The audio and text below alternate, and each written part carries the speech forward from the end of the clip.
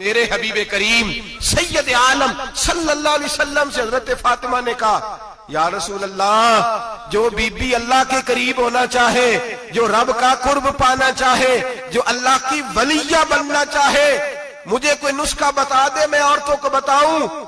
تو میرے حبیب نے فرمایا جو بی بی جتنا گھر کے اندر رہے گی، جتنا گھر کے اندر رہے گی، جتنا گھر کے اندر رہے گی، اتنا ہی وہ اپنے رب کے قریب ہوتی جائے گی، اتنا ہی اللہ کا قرب پاتی جائے گی، اور جتنی سج دھج کے باہر نکلے گی، جتنی سورے گی، اتنی وہ اللہ سے دور ہوتی جائے گی۔ جتنے قدم اس کے گھر سے دور نکلیں گے، اتنے ہی قدم اس کے اللہ کے قرب سے دور ہوتے جائیں گے، اتنے ہی قدم۔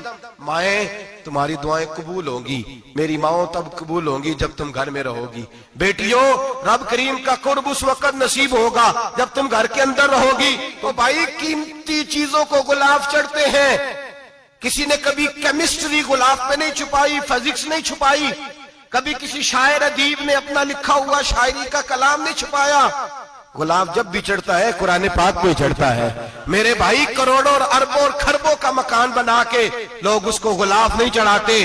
غلاف جب بھی چڑھتا ہے بیت اللہ کو ہی چڑھتا ہے۔ جو چیز قیمتی ہوتی ہے وہ غلاف پہ ہوتی ہے۔ میری بہنوں، میری بیٹیوں، اگر تم اپنے آپ کو قیمتی بنانا چاہتی ہو تو غلاف میں چھپ جاؤ، تمہاری قیمت بڑھ جائے گی، تمہارا وقار بڑھ جائے گا، تمہاری عظمت بڑھ جائے گی۔ میرے حبیب نے فرمایا جتنی گھر کے اندر رہو گی، دنیا تو دنیا رہی، اللہ کی نظر میں تمہاری قیمت بڑھ جائے گی۔ میرے نبی رحمت، نور مجسم، شفیع معظم صلی اللہ علیہ وسلم نے فرمایا جو بی بی بن سنور کے بازار جائے، میری طرف دیکھیں، آنکھیں کھول کے دیکھیں، یہ حدیث آپ نے سنانی ہے، انشاءاللہ بولیے، سنائیں گے انشاءاللہ تعالی؟ بول کے انشاءاللہ کہیے، آپ کو ثواب ہوگا، سنائیں گے انشاءاللہ؟ میرے نبی کریم صلی اللہ علیہ وسلم نے فرمایا جو عورت بن سنور کے بازار جائے، اب تو خیر بیویاں برقع پہن کے جاتی، برقعے پہ بھی کڑھائی کی ہے، برقعے پہ بھی کام کرا ہے، برقعے پہ جو کام اور نقش نگاری ہوئی ہے وہ 10,000 کی ہے۔ برقع پردے کے لیے پہننا تھا، دکھانے کے لیے۔ یہ کیسا برقع ہے کہ اس نے برقع بھی پہنا ہوا ہے اور برقع بھی اس نے فیشن والا پہن لیا ہے؟ یہ کس طرح کا؟ اس تو پردے کو پردے کی ضرورت پڑ گئی۔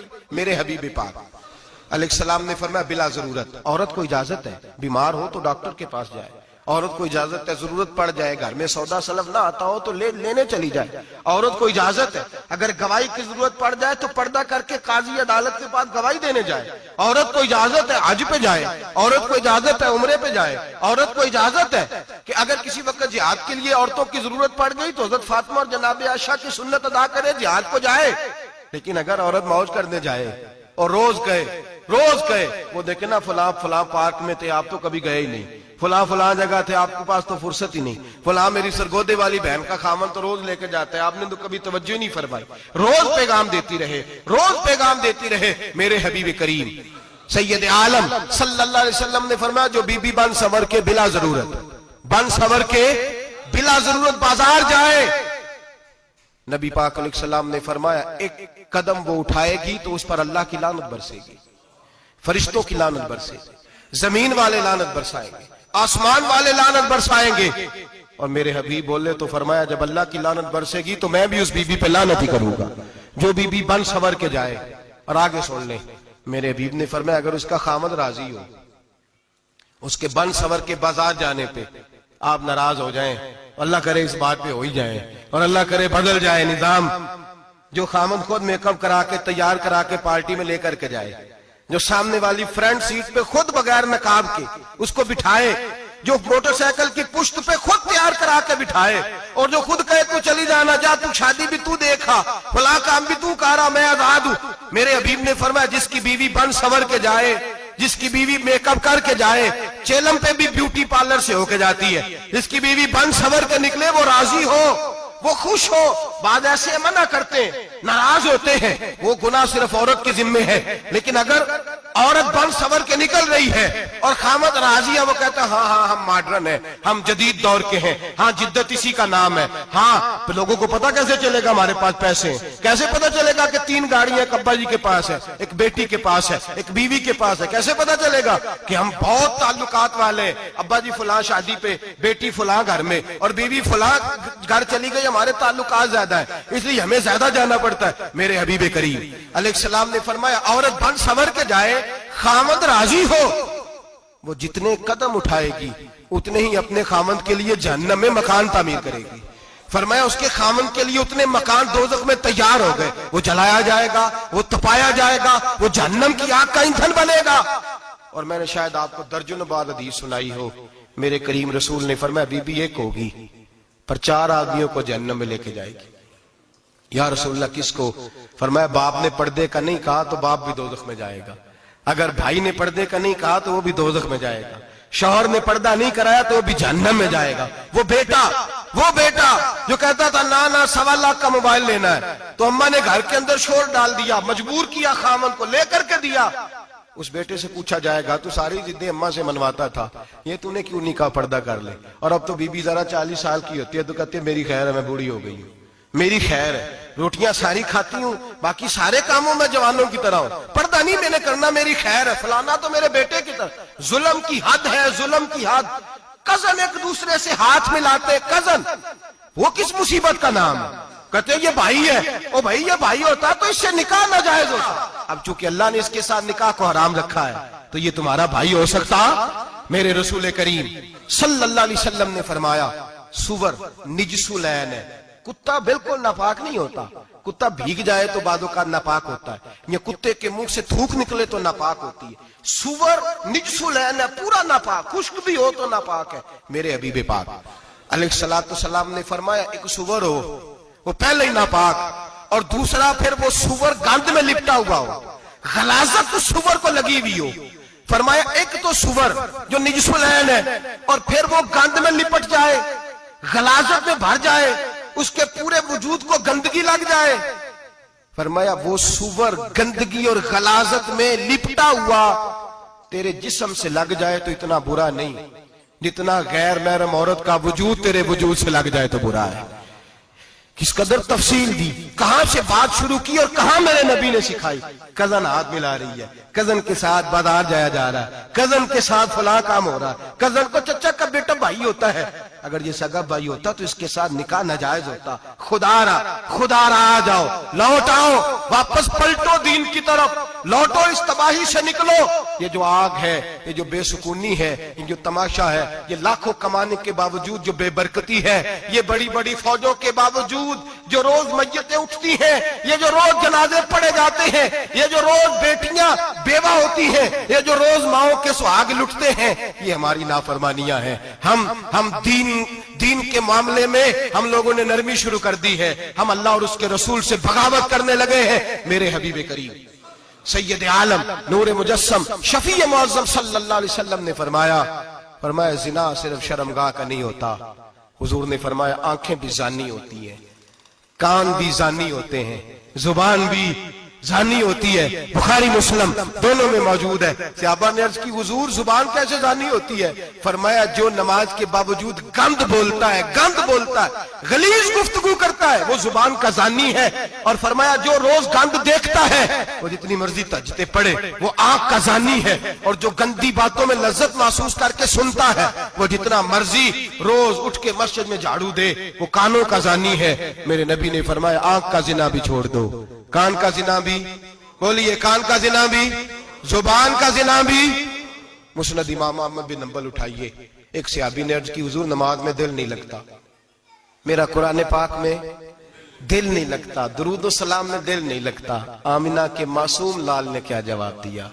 حضور نے فرمایا جا اپنی نظر جا کے پاک کر لے, اللہ کے نبی کا وعدہ ہے تیرا سجدے میں دل لگنے لگ جائے گا. جا اپنی آنکھ کو طہارت دے, وضو کرا, نظروں کو پاک کر, اللہ کے رسول کا وعدہ ہے تیرا قرآن پاک میں دل لگے گا. جا کے اپنی نظر کو پاک کر, وعدہ ہے تیری زبان پہ درود و سلام جاری ہو جائے گا, اللہ کا ذکر جاری ہو جائے گا. میرے بھائیوں, عورت کا پردہ, عورت کا حجاب دین میں اسی طرح فرض ہے جس طرح نماز فرض, جس طرح روزہ فرض ہے, جس طرح زکوٰۃ فرض ہے, اسی طرح عورت کا پردہ بھی فرض ہے. اگر کسی گھر میں عورت پردہ نہیں کرتی اس گھر کے مکین سارے اللہ کے حضور جواب دے ہیں. میرے حبیب کریم علیہ السلام نے جس عورت کو پسند کیا, جس عورت کی تعریف کی, جس عورت کے بابت میرے نبی نے ارشاد فرمایا, وہ بڑے خوبصورت لفظ ہیں صاحب احکام القرآن نے لکھے ہیں. میرے حبیب پاک نے صحابہ کی محفل سجائی, مجمع کھچا کھچ مسجد بھر گئی. حضور نے فرمایا بول کے بتاؤ خیر النساء کون سی ہے؟ عورتوں میں سب سے اچھی بیوی کون سی ہے بول کر کے بتاؤ. حضرت صدیق اکبر سے لے کر مولا علی تک، حضرت علی سے لے کر جناب بلال تک، حضرت سلمان فارسی سے لے کر عبداللہ مزنی تک بھرا پڑا ہے مجمع. حضور نے فرمایا بولو سب سے اچھی عورت، سب سے اچھی عورت کون ہوتی ہے؟ ایک صحابی کہنے لگے حضور جس کی نماز قضا نہ ہوئی ہو. فرمایا وہ بھی اچھی ہے پر تم میری مراد کو نہیں پہنچے. ایک نے کہا حضور جو خامد کی تابع دار ہو. فرمایا وہ بھی اچھی ہے پر تم میری مراد کو نہیں پہنچے. ایک صحابی نے کہا یا رسول اللہ جو پاک دامن ہو. حضور نے فرمایا تم میری مراد کو. حضرت علی فرماتے ہیں جب سب کے جواب غلط ہو گئے تو میں قد میرا چھوٹا تھا، میں پیچھے بیٹھا تھا، میں گردن جھکا کے پیچھے سے نکل گیا. سیدہ طیبہ طاہرہ حضرت فاطمہ الزہرا رضی اللہ تعالی فرماتے ہیں بی بی صاحب کے پاس پہنچا. میں نے کہا فاطمہ حضور نے سوال کیا ہے. تو حضرت فاطمہ بھی گویا مسکرا کے کہنے لگی علم کے شہر کے دروازے تو آپ ہی ہیں، تو آپ یہاں آ گئے. کہا حضور نے سوال کیا ہے اور مجھ سے لے کر ابو بکر عمر عثمان غنی تمام کو کسی کو جواب نہیں آیا. حضور نے پوچھا بہترین عورت کون ہوتی ہے؟ بہترین خیر النساء بہترین بی بی کون ہوتی ہے؟ تو حضرت سیدہ فاطمہ کہنے لگی علی بڑی سادی سی بات تھی، سادی سی بات تھی، سمجھ نہیں آئی؟ کہ فاطمہ بتلا دو اتنی سادی ہے. تو حضرت فاطمہ کہنے لگی سب سے بہترین عورت وہ ہوتی ہے نہ کبھی غیر محرم نے وہ بی بی دیکھی ہو. اگلے جملے بھی یاد رکھنے، نہ کبھی غیر محرم نے وہ بی بی دیکھی ہو. اور فرمایا نہ اس بی بی نے کبھی کوئی غیر محرم دیکھا ہو. صرف مرد پہ پابندی نہیں کہ وہ عورت نہ دیکھے، فرمایا عورت پہ بھی پابندی ہے کہ وہ بھی غیر محرم کا چہرہ نہ دیکھے. فرمایا بی بی نے بھی غیر محرم نہ دیکھا ہو، وہ خیر النساء ہے، وہ سب سے اعلیٰ. حضرت علی کہتے میں جھٹ سے آیا، پیچھے بیٹھا، بات ابھی جاری تھی، میں نے ہاتھ کھڑا کر دیا. میں نے کہا حضور میں بتاؤں؟ نبی پاک نے فرمایا بتلاؤ. تو کہتے میں نے کہا حضور بہترین بی بی وہ ہوتی ہے جس نے نہ کبھی غیر محرم دیکھا ہو اور نہ غیر محرم نے کبھی اسے دیکھا ہو. علی فرماتے ہیں میں نے جواب دیا تو میرے رسول کی آنکھوں میں آنسو آ گئے. حضور روئے اور فرماتے ہنستے مسکراتے اچانک صحابہ کے آنسو برسنے لگے. مجمع پہ کیف سا طاری ہو گیا، آنکھیں برسنے لگی. ہم لوگ حضور کے رونے پر سکتے میں آ گئے. نظر اٹھائی تو جواب تو میں نے دیا تھا، تعریف میری ہونی چاہیے تھی، شاباش مجھے ملنی چاہیے تھی.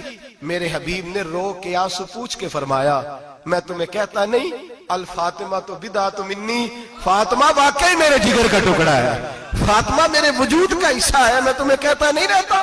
کہا فاطمہ میرے جگر کا ٹکڑا ہے. حضرت علی فرماتے ہیں صحابہ میری طرف دیکھنے لگے اور کہنے لگے علی جواب تو دے، شاباش بی بی صاحبہ کو ملے. تو کہتے ہیں میں نے کہا حضور روئے ہیں تو آنسو میرے بھی چھلک ہی پڑے ہیں. فرمانے لگے لفظ میرے ہیں پر سوچ اس بیٹی کے ہے جس کی تربیت محمد عربی نے فرمائی ہے. فرمایا جملے میرے ہیں، ناقل میں ہوں، بات میں بیان کر رہا ہوں، لیکن پیچھے سوچ اس نور والی بیٹی کی ہے جس کو اپنے گھر کے اندر رہ کے آنگن میں رکھ کے رسول پاک نے پرورش فرمائی. حضرت فاطمہ فرماتی ہیں حضرت علی میرے پاس دوڑے آئے اور کہنے لگے فاطمہ چل مسجد، پتہ نہیں حضور کو کیا ہو گیا. حضور رو رو کے بحال ہو گئے اور حضور حجرے میں رو رہے اور ہچکیوں کی آواز مسجد میں آ رہی ہے. چل ذرا چل کے حضور کی بات دیکھ کیا ہوا ہے، ہماری تو طاقت نہیں اندر جانے کی. سیدہ طیبہ طاہرہ حضرت فاطمہ جھٹ سے پردہ اوڑا، حاضر خدمت ہوئی، اندر گئیں. کہتی ہیں حضور کے کندھے پہ ہاتھ رکھا تو محبوب بیٹی کے ہاتھ کی ٹھنڈک محسوس کی، سر سجدے سے اٹھایا. فرمایا فاطمہ آ گئی ہو؟ حضور آئی. فرمایا چل بیٹی تو بھی ہاتھ اٹھا اور میری امت کی بیٹیوں کے لیے دعا مانگ. چل تو بھی ہاتھ اٹھا میری امت کی بہنوں ماؤں کے لیے دعا مانگ. محبوبہ کیا ہوا؟ میرے حبیب نے فرمایا رات مجھے دکھایا گیا ہے دوزخ میں کچھ بیبیاں ہیں، ان کے بال فرشتوں نے باندھے ہوئے ہیں اور انہیں گرز مار رہے ہیں، وہ چیختی چلاتی ہیں اور مدد کے لیے پکارتی ہیں، وہ بڑی تکلیف میں ہیں. تو بی بی صاحب عرض کرتے ہیں یا رسول اللہ ان کی غلطی کیا ہے؟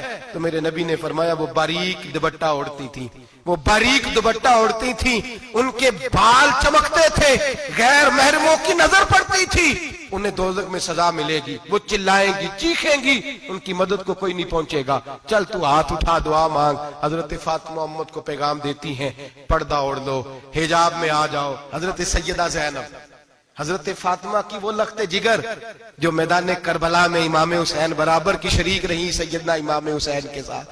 یحییٰ بن معین کہتے ہیں میں 15 سال تک حضرت زینب کا پڑوسی رہا ہوں. 15 سال घर बराबर होता है ना, बंदा बीबी देख ही लेता है। वो बीबी कभी पर्दा डाल के जा रही है दवाई लेने, कभी नजर आ ही जाती है। कहते 15 साल में सैयदा फातिमा की बेटी का पड़ोसी रहा हूं, मैंने कभी बुरके में छुपी हुई ज़ैनब भी नहीं देखी, बुरके में छुपी हुई ज़ैनब भी कभी नहीं देखी। हजरत अब्दुल्ला बिन जाफर तैयार जनाबे अलीउल मुर्तजा के भाई थे, उनके बेटे के साथ इनका निकाह हुआ था, बीमार हो गई तो हजरत अब्दुल्ला कहने लगे ज़ैनब चल तुझे हकीम के पास ले जाऊं, तबीब के पास ले जाऊं। तो हजरत ज़ैनब कहने लगी आप जाइए मेरा हाल बता के दवाई ले आइए। तो हजरत अब्दुल्ला जाफर तैयार कहने लगे शरीयत में गुंजाइश है डॉक्टर के पास जाने, हकीम के पास जाने की गुंजाइश है, तू चलती क्यों नहीं? तो हजरत ज़ैनब कहने लगी शरीयत में गुंजाइश तो है, पर अब्दुल्ला मेरी मजबूरी ये है कि मैं फातिमा की बेटी हूं। शरीयत में गुंजाइश तो है पर मेरी मजबूरी ये है कि मैं हुसैन की बहन हूं। शरीयत में गुंजाइश है पर मैं हसन की बहन हूं। शरीयत में बड़ी गुंजाइश है पर लोग मुझे मोहम्मद अरबी की नवासी कहते हैं।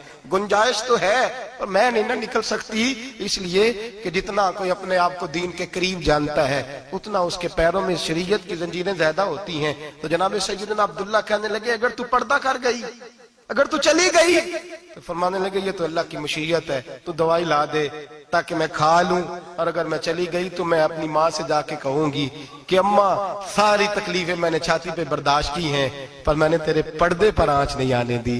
मेरे भाई ये उसवा नूर है, ये उसवा हसना है, ये हमें सिखाया जा रहा है। मेरे हबीब करीम की बीवियों का ये हाल था, बीवियों का अपने घर के आंगन में हजरत आयशा सिद्दीका, हजरत सौदा जनाबे अफसा अपने सेन में जब बैठती थी ना तो दीवार की तरफ मुंह करके बैठती थी, दीवार के साथ लग के दीवार की तरफ। बीबियां अपने घर के अंदर भी दीवार की जानब मुंह करके बैठती थी। लोग पूछती, बीबियां पूछती कि अपने घर में भी दीवार को मुंह करने का मतलब? कहती हो सकता है कुछ छत पे चढ़े अचानक नजर पड़े तो हम चाहती हैं फिर भी हमारा चेहरा नजर ना आए उसे, फिर भी हमारा चेहरा नजर। हम अपने घर के अंदर भी पाबंद रहती हैं कि हमारे चेहरे नजर ना आए।